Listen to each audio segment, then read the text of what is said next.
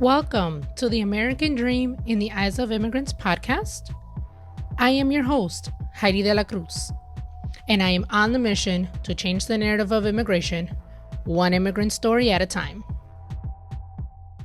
Hello, everyone. Welcome back to another episode of the American Dream in the Eyes of Immigrants podcast. My name is Heidy De La Cruz, and today I have a very special guest. I have Chai. And Chai and I actually met at work. So if you have been following me for a while, you know that I also have my 9 to 5 in addition to this. So we actually met at work, and we met, you were hosting, it was the Women's Generation event, right? Yeah, it was a multi-generational panel discussion. Yes. Oh my gosh. It was an amazing discussion.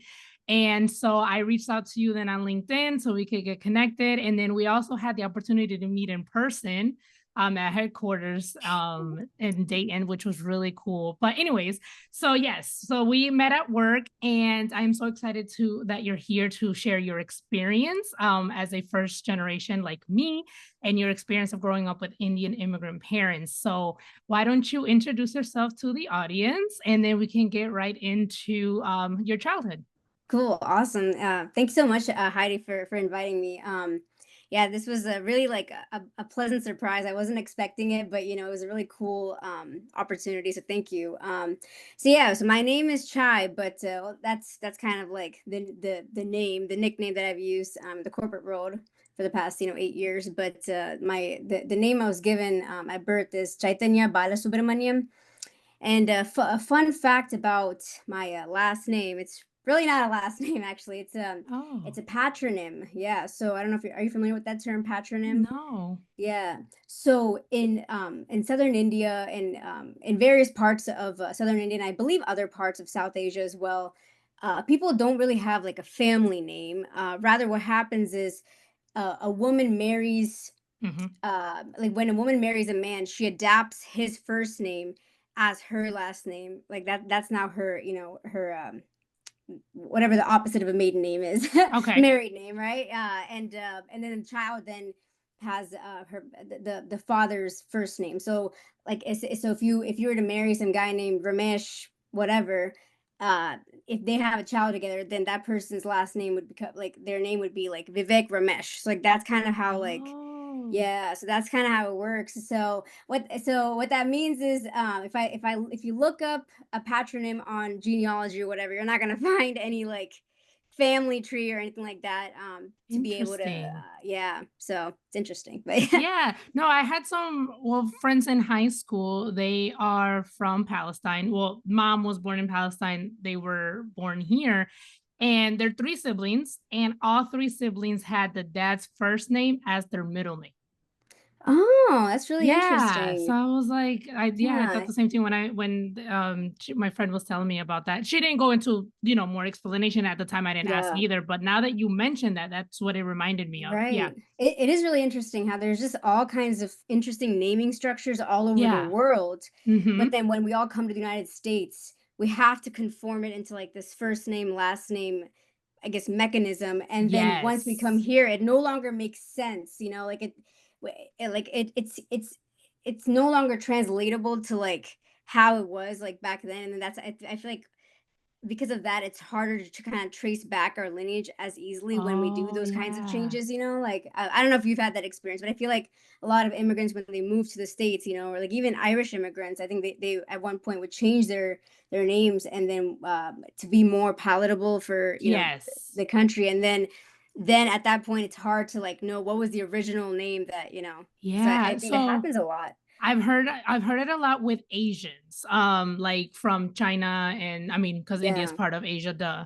But like they have to choose an American name, when they come, and things like that. So yes, that. And then I was also thinking about just like the naming structure, like how you mentioned, like once the immigrants come here, they change it. So for example, in our Hispanic culture, is common, like you said, when they marry, the woman takes the man's last name. But it would be, so for me, for example, right, my maiden name is Reynoso. My maiden last name is Reynoso. And so my married name is De La Cruz. But if we had gotten married in the Dominican Republic, my name would actually be Heidy Reynoso de De La Cruz. And that literally translates of De La Cruz. So it's kind of like, makes us sound like, the husband owns the wife kind of Right. thing. And so that just Yeah. reminded me of that. And then over there, like you use 4 names. So it's like, you have your first name, your middle name, and then you children, right? You have your first name, your middle name, you have your dad's last name, and then they also add the mom's maiden name. Right. And so I I actually, remember, yeah. no, go ahead. Oh, sorry. No, I actually, I dated a Mexican guy when I was in high school for a few years, and his last name, it was always like Perez Morales, like hyphenated, Yeah. So, and so he told me like, yeah, like my mom only has like Morales, but then like his dad has, Perez, and then when he combine it, then Yep. like there's the hyphenation. So I was like, oh, that's really interesting as well. So So sorry, I I was didn't like, mean to no, interrupt. no, but going actually, it was talking about that. Actually, what I was gonna say was when I was naming my daughter, I added both of our last names. I added her father's and I added mine. And her father was like giving me crap about it and was like, "Why are you giving her two last names, like 4 names? Like she has 4 names, right?" So he was like, Yeah. "Why are you giving her 4 names when the United, like you don't do that in the United States?" Mind you, he was born in the Dominican Republic, so he was Yeah. like wanting to adapt to the American way. And I was like, Real. no. Yeah. And That's then I so was like, no, let's interesting. keep our, let's keep the tradition, That is and really she has 4 names, I mean, that's eventually when she it, gets married, she'll have the choice, either to keep them yeah. or change it. But yeah, I gave her 4 names. It's really interesting that you're mentioning this right now, that your dad actually like wanted to conform more to American culture, because I've noticed that there's these two broad themes. Like there's some children that grew up really like like anglicized, they only speak English, and like they grow up feeling like, why didn't you teach me about my culture, and the Yes. parents are like, no, we wanted to protect you from like ostracization.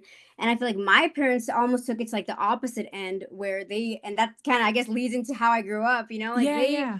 they grew up like I grew up, really like strict Hindu household, like and it's really funny. Like I always like to like when I take a step back, I realize that I grew up in a similar way to like maybe like really like heavily traditional indoctrinated, Christian families, Okay. where my parents were very Hindu, and like they believed all the superstitions, and like like they're vegetarian, and so they always sort of painted things as a a question of morality, like, oh, like it's wrong to eat, like, because I remember when I was like 5 or 6 years old, I saw like a bologna or peanut butter jelly or a bologna sandwich one time, and I was allergic to, I'm allergic to peanuts, so I was like, Oh. okay, maybe let me try out like the bologna sandwich, and I told my parents about it like when I was like 6, and I remember they they were kind of disappointed about it. Like they were like, "Oh, like don't do that again, okay? Like this, you're a child, you didn't know what you were doing, but like Mm-hmm. don't do it again." And so like so for so many years, I sort of like was afraid. It was like this temptation, like, ooh, McDonald's chicken nugget. Like Yeah. I Yeah. want to try that out, man. Like, like I'm looking at all these chicken nuggets, and like they're dipping in the ranch, and I'm like, I really want to I try want that. to And try it. Yes. and Oh, then that's like funny. I was and a then guest on a podcast. Sorry. I was a guest on a podcast and they were asking me like how like I grew up the same, like, with my parents. No, it's yeah. like, yeah, like we always ate at home. We always ate Dominican food. Like you wanted to have the McDonald's, but they always told you like, no, we have food at home. Like, so it was like very rare that we would eat out, eat American food, because it was like, no, we Yeah. just cook at home and eat our traditional food. Sorry, go ahead. No, no, that's also right too. Like it's almost kind of like my mom would always say it too. Like she'd be like, "Oh, these Americans, they always have to eat out." Like, like she's like like it was always like a really disparaging type of way of perceiving American culture, right? And so like I really grew up with that drilled into my brain, like Mm. that doctrination, right? And so basically I sort of I think, and when I was like 15, I eventually, well, 15, it was crazy. Like I think 6 through 13, I tried to like, make them proud. I was like a math nerd in in middle school, and so I was on math counts, 6th through 8th grade.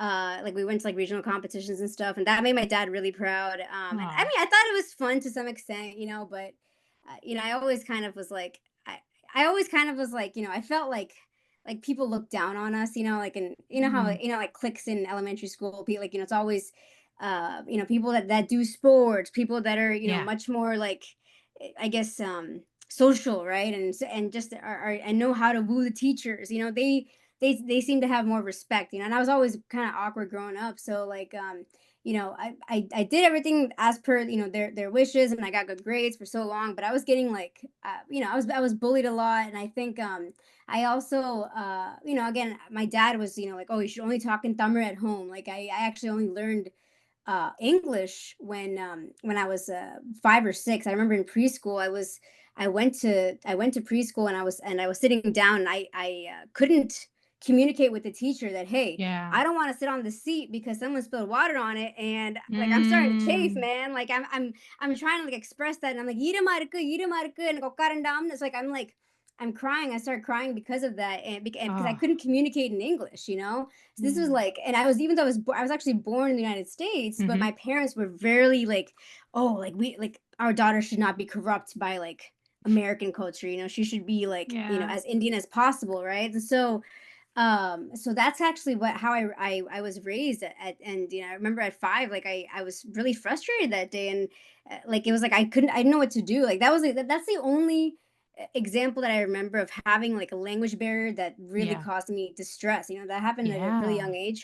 But then when I was 6, like second, I think it was like the beginning of kindergarten, I took ESL for like just like one portion, like a couple months, Yeah. and suddenly like my accent, like I used to have like an Indian, like a more heavy Indian accent, and I actually and like I couldn't express myself in English fully. So like just a few months in ESL, man, like, and then it's like I suddenly was able to articulate myself, and I was like, oh, this is Yeah. kind of cool. So everything was like fine, but I was still kind of, I guess, bullied because like my dad would always say, oh, like, because in India, if you want to make friends, if you want to like get in with the popular kids or whatever, you have to help them with their homework. You have to like show that you're smart, because that's what, but like intelligence and good grades is valued in India, because everyone's trying to, like, it's really competitive. Everyone's trying to come out on top. So he was like, Oh, oh yeah, like you should be like trying to like help everyone with their homework. And so I remember when I wow. tried doing that, like people didn't like it. People wanted to like do their own thing. And so I Okay. learned like really early on, like my parents are not teaching me how to make it in, like, In the they don't actually US. understand American culture. Yeah. And then my mom also, she would always say, just observe everybody else and just do what they do. Like, she would always kind of be like, don't be weird. Like, don't be like, just look at them and just try to be exactly like, don't draw any attention to yourself. And Yeah. these things were happening. And the other funny thing is, I found out in my adulthood that I have ADHD, which Mm. it sounds like even in preschool and kindergarten, several teachers indicated that to my parents, like, hey, she's kind of, sometimes she doesn't really like pay attention in class. When it's Yeah. circle time, she doesn't come, and like, and she kind of does her own thing. She doesn't follow instructions really well. Like, have you guys thought about like testing her for ADHD? And they never did, because there's that cultural stigma, right? It's a taboo, and so my parents, Yeah. they didn't hear, hey, let's help our daughter like be better, and like so she can achieve her her full potential. It was more like, how dare they say that our daughter is stupid? Mm. How dare they say our daughter has some mental problem? No, no, no, our daughter can't be flawed. So like that's, and so I went a long time not really having addressed that. But Yeah. sorry, I'm so sorry. We were talking about the chicken nuggets, so I want to just quickly circle back to that. Yeah, go ahead. So yeah, regarding the chicken nugget, I had for so long I stayed away from it out of fear of like, oh, okay, if I do that, I'll make God angry. Oh, I'll wow. like in Hinduism, like, oh, like, I'll make my parents upset, and Hmm. making your parents upset is the equivalent of making God upset. That was the, Oh, yeah, like, oh, if you disobey your parents, you're not, like, and I think, and now today I look back and I'm like, whoa, that's just like hella emotional blackmail. But like before oh, yeah. I was like, I took it seriously. So anyways, I ate the chicken nugget, and then things slowly started like, and then I had my first boyfriend in high school. And so that, that was also like an experience where like I was taught for so long, like I shouldn't date, dating is like bad and corrupt, and I should just wait and get married, like have like a, an arranged marriage, like a, like a Yeah, the proper traditional. Tamil boy. Exactly. And I thought I would do that, even though I was like, man, but some of these guys look cute, Was he Indian, your first boyfriend? No, he was actually white.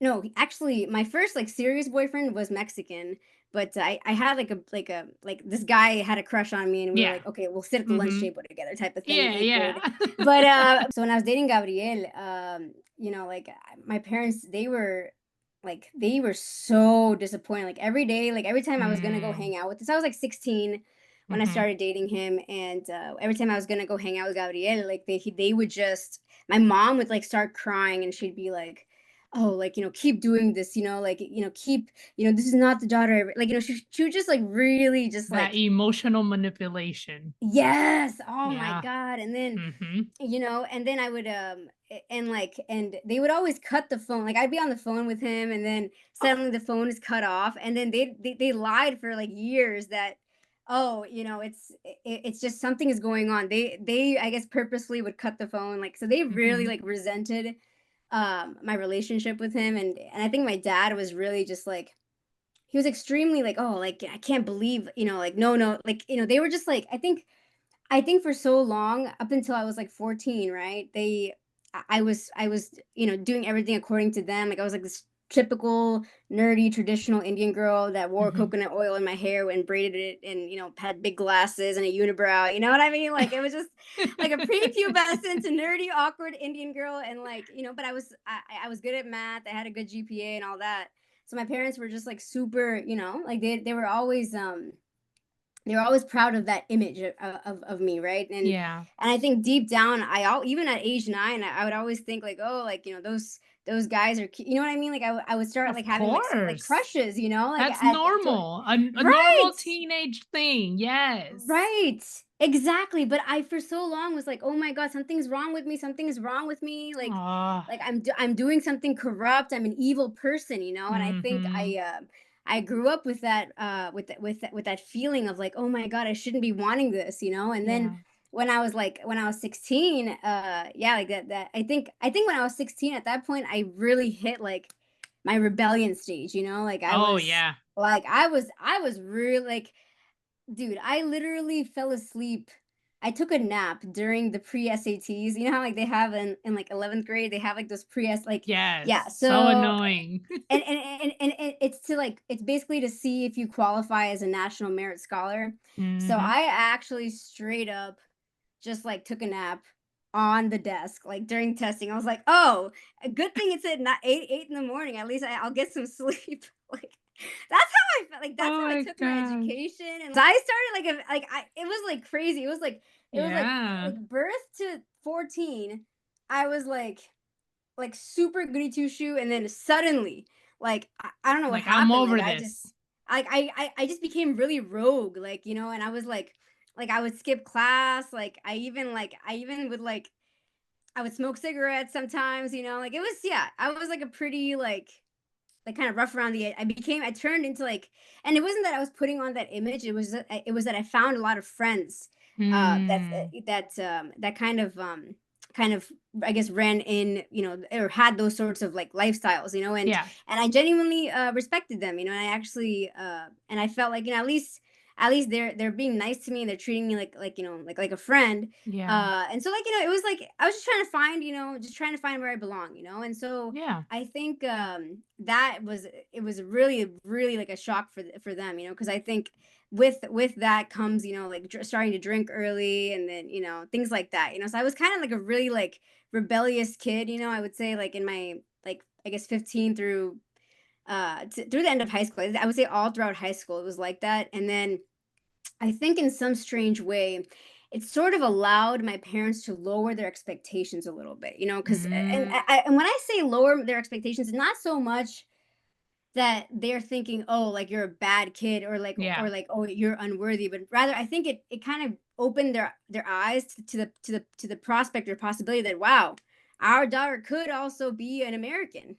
Mm. Our daughter could also, like, have boyfriends. Our daughter could also be drinking. Our daughter could also end up having sex before marriage. Like they finally opened their eyes to that possibility. And I think while they were disappointed about that at first, they started to like accept it. And I think what helped them accept it more, especially throughout college, was seeing that other parents' kids were kind of going through the same thing. And even if they weren't, right, like even if their parents didn't know about it, like because I think Yeah.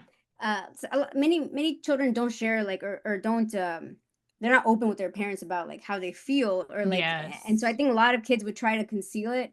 I just wasn't really good at concealing. I'm still not good at concealing, I'm not good at putting up a mask, especially anymore, but I think that's why that impeded me from being able to hide things from my parents. I think they Yeah. found out about a lot of, and I'm also, I can't bottle stuff up, for too long. So I think that caused them to really recognize quickly what I was up to and stuff. Yeah. But I think a lot of peers, they're really good at masking, right? And they're good at like presenting themselves in a certain way around their parents that is Yes. palatable to them, right? And I think, yeah, I think my parents, they initially were like, "Oh, see, they're not doing any of this." I'm like, "Yeah, they are. I just saw them last weekend." Yes.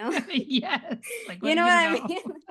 Can you relate to that at all? Like that feeling of like you're like in this small like Dominican circle, and then they're like, "Oh, her daughter's doing this, her daughter's doing that." It's Oh, like I was really new, man. compared. Yes, I was compared a lot. And that was so annoying to me. Like, oh, why can't you be more like so and so? And it's like, do you know what so and so is doing? I'm not doing what Right? so and so is doing. And now you're comparing me to that person. So yes, I definitely relate. I definitely had my rebellious state. Mine came out of after I graduated college, after I graduated high school, went into college. Well, before I graduated, like I just remember because I felt like my dad was really, really strict. And he Yeah. straight up told me one time that he was like, "Oh, if you were a boy, I would let you do, whatever you wanted, pretty Oh much." my God, dude.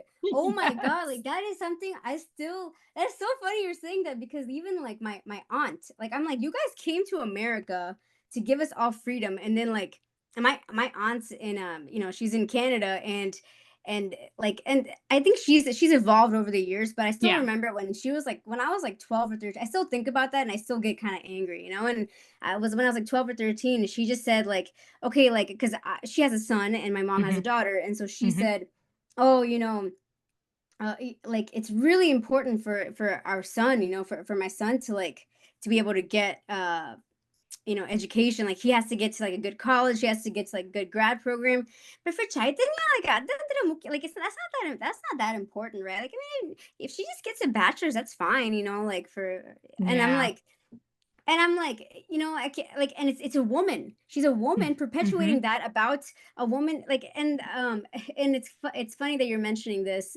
Sorry. Okay, you were going back. You were saying something else. No, Sorry. no worries. Yes. It was about that. It was just like my dad. I felt like my dad was really, really strict, like not letting me do things. So, like for example, if let's say in the summertime, right? Let's say I went out with my friend on Wednesday and I asked to go out again on Thursday. Why do you want to go out on Thursday? You already went out yesterday. Why? What do you need to Um. be out in the streets for?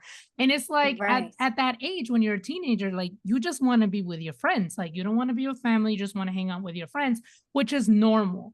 But to him, I shouldn't be out in these streets, right? Like I shouldn't be out because I'm a female. Like that doesn't look Right. good, right?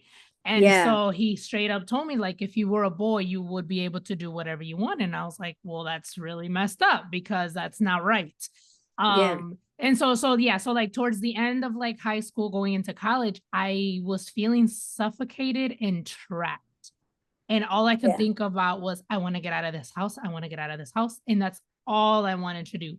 So much so that when I left for college, like my parents didn't like it was my dad and my stepmom. My parents didn't take me to college. Like in my memory, I was just like, okay, I'm leaving by. And like I packed up my Yeah. stuff in my car and I left. And so like Wow. my stepmom and I have talked about that, and she was like, that really hurt us.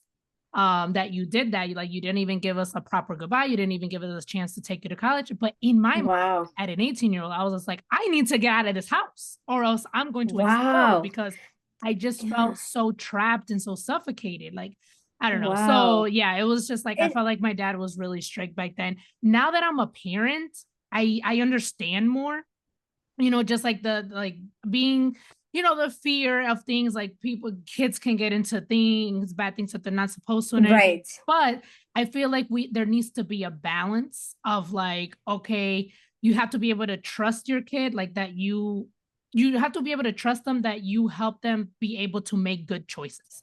And Right. regardless, like we're going to get into whatever it is that we want to get into, whether you know about it or not. Like if you tell somebody like, don't do this, they're going to want to do it even more. And Right. they're going to figure out Exactly. a way to do it, whether You know, you know it or not. Yeah. I think a way I would describe it is almost like it's totally cool for parents to want to put boundaries on their children, or for Yes. them to want to sometimes constrain the children, like, nope, you shouldn't be doing this. But it's all about the intention. Like, is this desire to constrain your child coming from a desire for their own safety and well-being, because you know deep down that they're not mature enough to understand it? Or is it coming from your own like psychological wounds, or desire to people please, or your Yes. desire to like to look good for society? Like, for example, my mom telling me, hey, be safe, like get home like before, like don't walk out at night that's Hmm. like get back to your Airbnb before a certain time when I'm traveling. I Yeah. think that is coming from like a genuine desire for me to be safe, right? Yep. But then when I was 21 and I had my septum pierced, and she was Mm. like, "Okay, we're going to the wedding. When we go to the wedding, I want you to flip that thing up. Okay, you look like yeah, like a bull, or A something, or bull. whatever. That's That was coming from from society. right, Hmm. exactly. So and I think it's really important as parents to understand that, like, because and like I think it's also cool, like if it's like, hey, it was wrong of you to take someone else's thing, you need to go and apologize, like just genuine, like fundamental morals about how to treat Yeah. other people, how to not stand in other people's way. Like, I think that's all important, right? But a lot of parents are out here teaching like kids like how to dream, like, oh, don't dream too much, it's not going to happen, or oh, life is Yeah. really hard. Like, that's just you passing down intergenerational trauma. That's not you Yes. being a parent, or like or parenting. So Yeah. I think, yeah, so I think that struggle is really heavy, with the immigrant parents. Yes. uh Yeah. yeah, Yeah. Definitely. Are you an only child? yeah, I am actually. You are? Oh my goodness. Yeah. Okay. I'm the eldest, and with the eldest it's like I feel like they're the strictest with the eldest, and then as the more other siblings come, they loosen up, because I feel like my sister and my little brother like could get away with any, like they like feel like they got away Dude. with so much more. I was like, what is going on? Like y'all would you not know let me do this.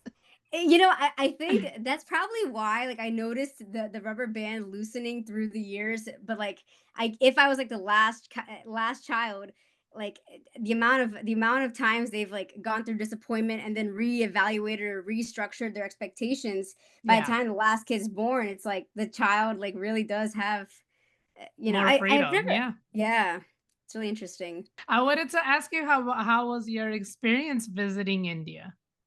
The first time, or just in general? The first, yeah, we can talk about the first time. So I don't remember the first time, because I went when I was like 10 months old, for my Oh, first girl, birthday. yeah, no. Yes, I have been to India at least 13 to 15 times, Oh, that's or awesome. maybe even more. Like, we used to go. So like, I went like up till the age of 9. We went every 2 years, because Okay. at that point my parents hadn't really like built up as much wealth, so we were still saving money. So we only Hmm. went once every 2 years. Okay. But then flight tickets, I think flights in general started becoming more economical. And I think, I feel like even now, I feel like flights in general, like it's just, maybe it might not be to like the exact location, but you don't need a travel agent. It's more accessible to Yeah, just buy yeah. a flight ticket. So like, I think now, and also of course, like, wealth has been, is being built up. So I think it's easier now for us to travel as a family. But now we go like every year to India. So like, before it was Nice. every other year, and now it's like it's pretty much every year. And like, I would, up until the age of like 18, I would spend all my summers, whenever I'd go to India. I spent May through July or August in India. And I can tell you about like overarching patterns, Yeah. in my experiences in India. Like, I'll say this, it's really fascinating. When I first started going to India, I hated it. Because, well, first of all, I hated it because there wasn't as much variety in the food Hmm. as you know, as there was in the US. Because at the US, I was like, if I want pizza, I can eat pizza. If I want molakutl, I can eat molakutl. If I want, Mexican food, I can have that. So like there was a lot more variety, and so I missed that. And in those days, especially I would say prior to 2000, there really wasn't any like diversity in cuisine. So I think that used to be like a practical Hmm. challenge, right? Yeah. uh and I think but that actually resolved, within like by like 2002. That's when Domino's first appeared in India. That's when, Pizza Hut, and we started getting more of these like American uh you know uh uh businesses, right? Or these American corporations Yeah. entering the Indian market basically. And so it's easier to find what I'm used to back home. And then like and like sometimes I would pack like Velveeta and stuff, because like I like to mix it up. I don't want to Yeah. Yeah. always be eating. So I think up until that point, I think food was like a minor problem, like a minor like practical issue, but it sort of resolved itself over time. Now the thing that's really still mind boggling to me is, for the longest time, I would say probably like from ever since I can remember through the age, gosh, till like age 25. Okay. So I always thought India was inherently boring. There's Mm. not much to do in India because I was always forced to travel with my mom and just sort of stay with my grandparents, right? Like I Oh, wasn't given it when I go to India, like I lose my all my autonomy. I'm not allowed to walk out alone. I'm not allowed to even take like a tuk-tuk, a auto rickshaw alone. I'm not allowed to even like walk down the elevator alone. Like it's extremely like I felt like a caged bird, for yeah. months, Yeah. and I go to India last December, and everything like I was like, oh my god, India's amazing. Look at all this Mm. food, like look at all this color, like look at like there's so much, like there's like dancing, there's singing, there's American coffee shops, there's French restaurants, there's lakes, there's museums. Like India's awesome. There's so many places to go, like there's Yeah. temples, and I was like, guys, I am not gonna sit and just rot away for 3 weeks in my in my grandma's house. Like we're gonna go on an excursion. So like I sat down and I planned out an excursion through like 7 or 8 different cities. Mm. And I still and like I did it, man. And I still think about that trip, and my heart feels so full. I'm like, wow, that was such an amazing. And like, Yeah. I went to the temple, and I feel like again, since I've had this awakening period, I feel like I've gained my own relationship with God, with who I perceive as God, and I feel like it's helping me see and understand that all these doctrines my parents passed down are not real, Yeah. and so Yeah. I feel brave to like kind of just be myself now. And like and in doing that, I've gone when I went to India, I was able to appreciate like, wow, these temples are cool, Have you been thinking about starting your very own podcast? Well, I created a podcast course to help you launch your podcast without feeling overwhelmed and with simplicity. Okay. So it is a 6-week podcast course. Each video is less than 15 minutes long, so it doesn't take that much time to get through. And it breaks down the steps that you need to launch your podcast. Again, 6 weeks or less. So you can do it faster than 6 weeks, or you can take longer than 6 weeks. It's all up to you. You do it at your pace. And you will get lifetime access to this course. In addition to the 6 modules or the 6 videos, you also get videos about editing. You'll also get the podcast digital planner, which helps you create your content and helps you with the episode outline. It helps you with the show notes outline. It helps you stay on track with the podcast cycle checklist. It has the guest intake form and also a Google Sheet episode organizer to make sure that you are organized and set up from the jump to be able to plan out your content, organize your episodes, because that is key to long-term podcasting, right? You'll also get 3 exclusive interviews with leading podcasters who are killing it in the industry.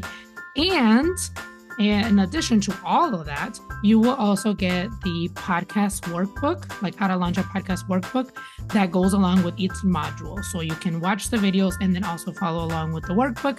All of that is included in the course. If you are interested, head over to my Stand store. The link is in the show notes and the show description, so you can sign up for the course.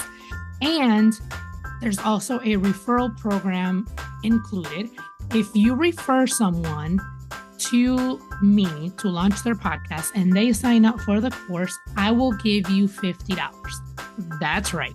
You will receive $50 if the person you referred does sign up for the podcast course. So all the information is in my Stand store. If you have any specific questions, you can always email me at Heidi@HeidiDeLaCruz.com, and let's get your podcast launched.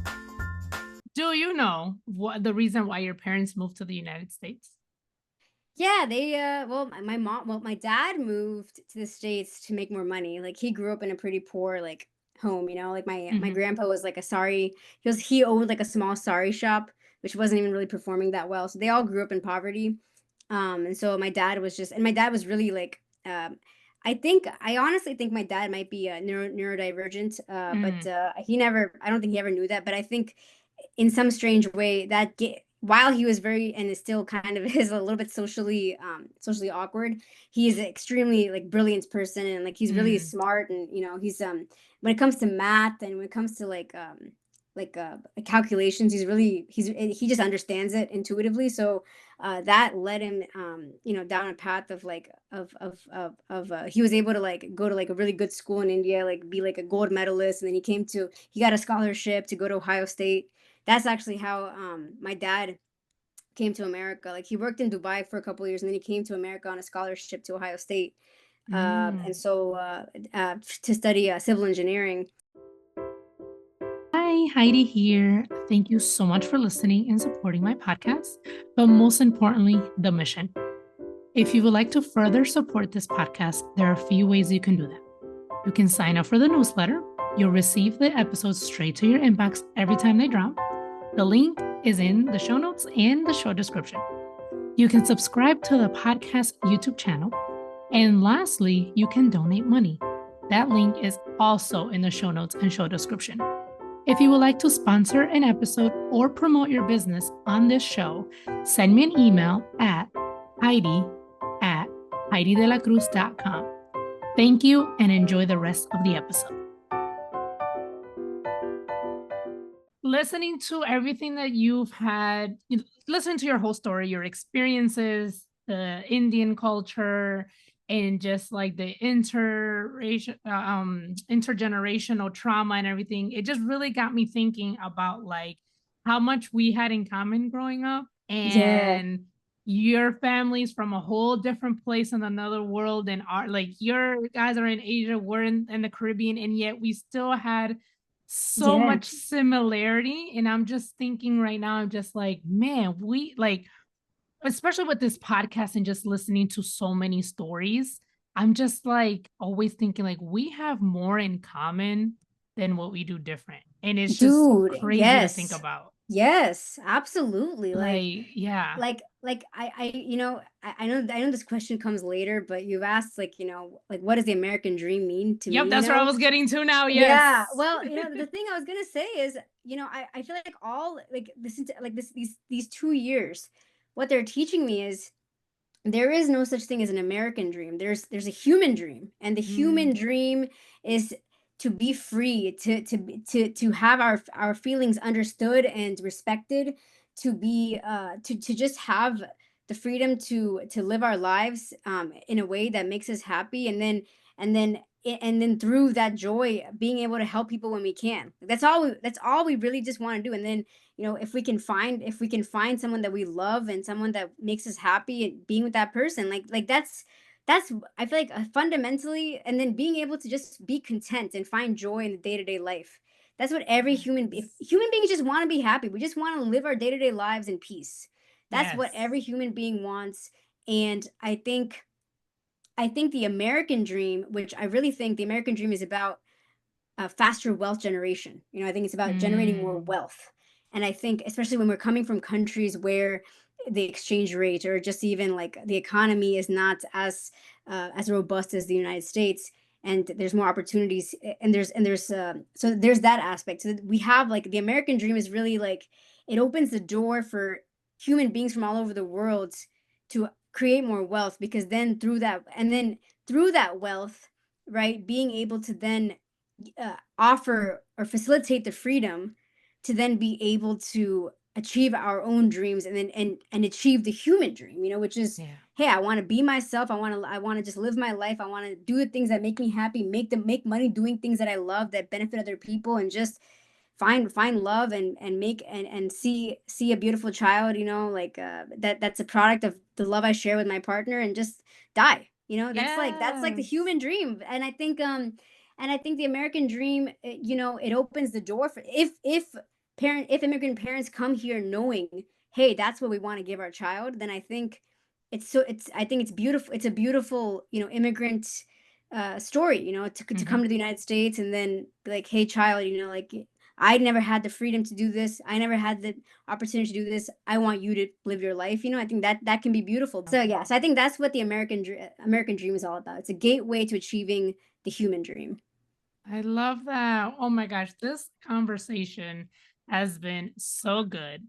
Thank you so much for being so open and so honest with your experience. And it's just crazy how much we can relate and how Yes. much we actually have in common with our upbringing. And I'm so glad you are now going through this journey of unlearning and just Yes. finding yourself and stuff, because I'm in that same journey right now as well. And so, yeah, just thank you again so much for this. Thank you for coming on. And yeah, no, I just can't thank you enough for this. Thank you so Oh, much. thank you so much, Heidi. This was such a refreshing conversation, and it was really therapeutic as well. So thank you Yeah. for having me on. And yeah, and hopefully we can all unlearn a lot of our, our past trauma, and just Yeah. learn to be happier, and just let go of all that pain. I think if, Yeah. if we can do that, and I think we can even teach our elders, we can teach our parents, that, hey, like, you deserve to be happy. You deserve to live a peaceful life. You deserve to, like, go to the beach and laugh like a child. It's okay. Yes. It doesn't make you, like, I think by having the strength and the courage to be ourselves, we can inspire, actually, our previous generations. Even though, it's we typically tell ourselves that we learn from our elders. I think we also teach our elders, and I think Yeah. that's something we can all do, through this experience. So thank Awesome. you. Thank you. Thank you for listening to Mommy Podcast.